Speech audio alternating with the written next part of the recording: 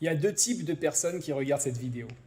Ceux qui vont la regarder, trouver ça intéressant et reprendre leur vie exactement là où ils l'avaient laissée. Et il y a ceux pour qui quelque chose va se déclencher, maintenant, ici, et qui ne seront plus jamais les mêmes. Je ne peux pas décider pour toi dans quelle catégorie tu es, mais ce qui est certain, ce que je sais, c'est que toi, tu le sais déjà. Depuis ta naissance, on t'a tendu un miroir. Et dans ce miroir, tu vois ton travail, tes relations, ta famille, le regard des autres, ton compte bancaire. Tu t'es tellement habitué à ce reflet-là que tu as même commencé à l'appeler toi. Mais ce miroir est faux. Pas partiellement, totalement, entièrement. Ce que tu es vraiment n'a jamais pu rentrer dans ce cadre-là. Jamais. Et quelque part, tu le sais. Tu l'as toujours su. Tu te souviens de la dernière fois où tu as vraiment eu peur? Pas peur d'un danger, peur de toi-même, peur de ce que tu pourrais devenir si seulement tu décidais vraiment. Cette peur-là, c'est la preuve que tu sais. Quelque chose en toi sait qu'il y a plus, qu'il existe plus. Mais on t'a appris à étouffer cette voix, à la noyer dans le bruit, dans le confort, dans la routine. On ne t'a pas mis en cage. On t'a juste fait oublier que tu avais des ailes. Et le pire, tu as participé à cet oubli. Chaque être humain a un code source, un programme original, comme en informatique. Avant que la société l'écrase, bien sûr, avant que la peur le réécrive, avant que le confort l'anesthésie. Pratiquant ou pas, croyant ou pas, peu importe. Il est là ce code, il existe, il est en toi. Ce que je vais te montrer aujourd'hui, c'est que ce code a déjà été écrit. Pas hier, pas il y a 100 ans, il y a des millénaires.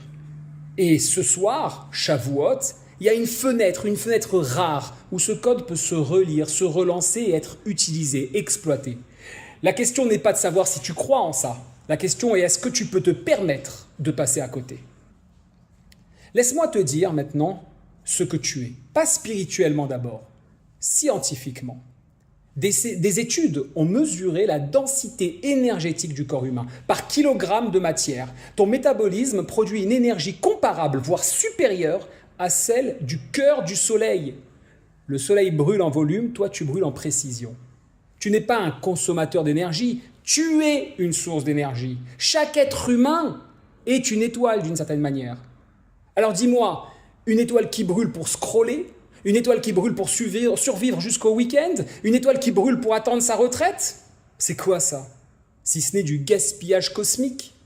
Tu as été fabriqué pour révéler quelque chose. Tu as été mis dans ce monde pour ça. Et quand je dis révéler, c'est pas de la poésie. Ce n'est pas une métaphore de coach Instagrammeur.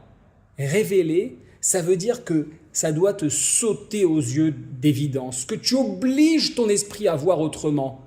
On te force à faire quelque chose, par exemple, change de perception. Annule ta propre volonté, juste une seconde, et regarde ce que la vie te propose comme alternative. Là, à ce moment-là, tes yeux de chair et de sang verront quelque chose de nouveau. Et c'est tout ton corps qui va te l'exprimer. Tu dois bondir normalement en entendant ces mots. Parce que si tu bondis pas, c'est que tu n'as pas encore compris ce que ça coûte et ce que ça va te rapporter. Maintenant, je vais te prouver autre chose. Je vais te prouver que le chemin est tracé, que tout était écrit, mais que simplement tu ne l'as pas lu. On arrive ce soir à Shavuot. Mais regarde le chemin qu'on vient de parcourir depuis Pessah, 7 semaines, 7 fois 7 jours, 49 jours d'attente.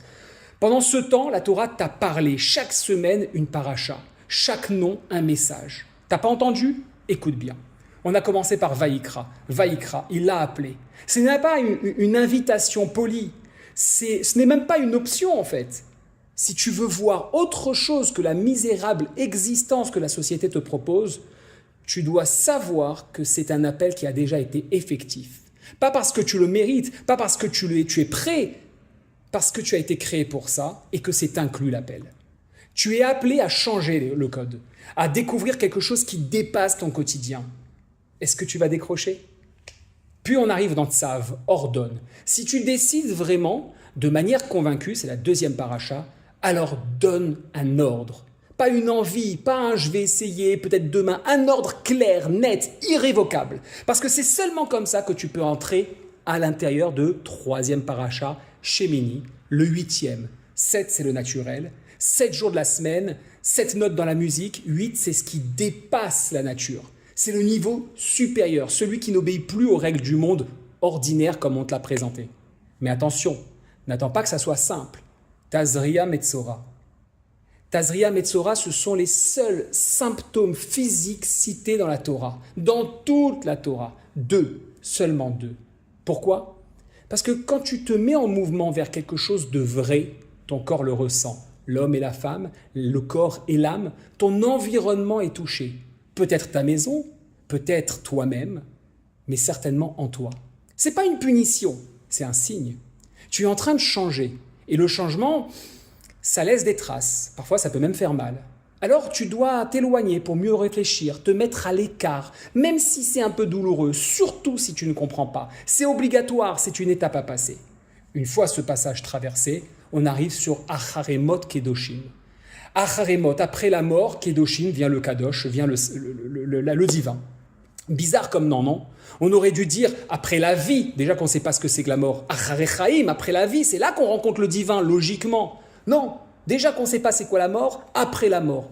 Parce que la mort dont on parle ici n'est pas celle que tu imagines. Ce n'est pas la mort du corps, c'est la mort de l'action qui ne va nulle part. La mort de la volonté qui te bloque. La mort de l'ego qui te protège de toi-même. Un projet que tu abandonnes, il est mort.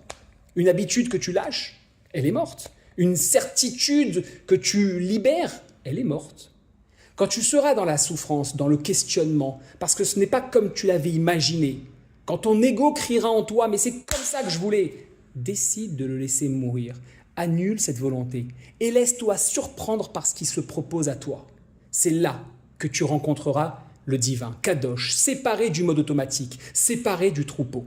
Alors on arrive dans « est mort », parler, formuler, communiquer avec ce que tu as découvert, mettre des mots sur la nouvelle réalité que tu vois. Parce qu'une révélation qu'on ne formule pas, elle disparaît. Dernier passage, Béar Bechukotai. Béar, la montagne, Bechukotai, dans mon code, dans mes lois. Monter, comprendre le code. Pas les règles qu'on t'a imposées, les règles qui font gagner, qui te font comprendre et gagner ce jeu. Et maintenant, on va arriver dans Bamidbar. Bamidbar, c'est le désert. Dans le désert, c'est le vide de tout ce que tu connais. Tu laisses tout à la porte. Tu entres les mains vides. Vides de tes habitudes. Et c'est exactement pour ça que tu peux y recevoir quelque chose d'immense. La Torah n'a pas été donnée dans un palais, elle a été donnée dans le désert, à des gens qui n'avaient plus rien, ni confort, ni certitude. C'est là que la transmission est possible. C'est là que tu es prêt. Shavuot arrive ce soir, dans quelques heures. Et oui, chaque jour est une opportunité, mais tous les jours ne se valent pas. Shavuot, ce n'est pas une fête de plus dans le calendrier, c'est le moment du don de la Torah. Attention, pas la réception, le don. La différence, elle est capitale. Un don ne dépend pas de ta préparation, il dépend du donneur.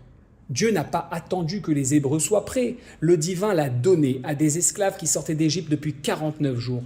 La clé du monde réel. Il ne t'attend pas parfait, il t'attend au rendez-vous, présent.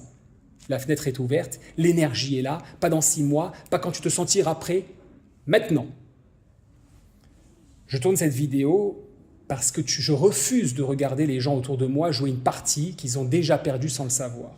Je ne cherche pas des milliers de personnes, je cherche ceux qui ont senti quelque chose en regardant cette vidéo. Pas c'est intéressant, il a l'air convaincant, c'était sympathique. Ceux pour qui quelque chose a bougé, ceux qui se disent c'est moi, là je m'entends. Si tu es cette personne, laisse-le en commentaire, contacte-moi. Je vais prendre contact avec toi après. On va créer un espace, un groupe, une communauté, quelque chose. Des gens qui ont décidé de jouer le vrai jeu. Pas pour se donner bonne conscience, pas pour se retrouver entre gens bien, pour bouger les choses. Concrètement, pour commencer à voir ensemble. Le game over, ce n'est pas pour nous. Ce n'est pas dans notre vocabulaire. Parce qu'on a décidé de se réveiller et qu'on ne se rendort pas. Pessah nous a sortis de l'esclavage. 49 jours de chemin nous ont forgés. Shavuot nous offre la clé, à nous de la prendre. Le chemin a été écrit, tu viens de le lire. La question n'est plus de savoir si tu es prêt. La question est, est-ce que tu te réveilles? Est-ce qu'on continue à dormir ou est-ce que c'est fini? Laisse en commentaire. Je prends contact avec toi.